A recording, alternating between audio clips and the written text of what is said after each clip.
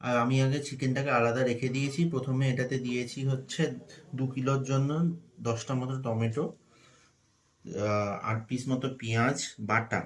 তার সাথে রয়েছে হচ্ছে হলুদ গুঁড়ো, ধনে গুঁড়ো, জিরে গুঁড়ো, গরম মশলা অল্প করে, তার সাথে নুন আন্দাজ মতো, সাদা তেল দিয়ে ভালো করে, আর আদা রসুন বাটা।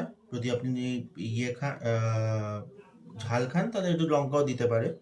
তো এরকমভাবে আমি দিয়েছি, দিয়ে তারপর সব কিছু মেখে 1 ঘন্টা থেকে 1.5 ঘন্টা রাখতে হবে। তারপরে প্রসিডিওরটা রান্না শুরু করতে হবে।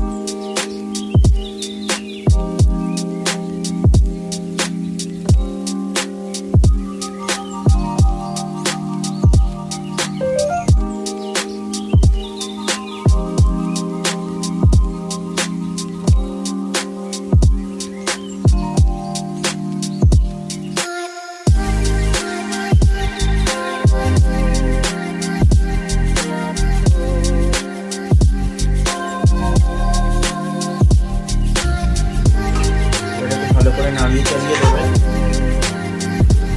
দিয়ে মিডিয়াম আছে ঢাকা দিয়ে রাখবেন। আস্তে আস্তে এটা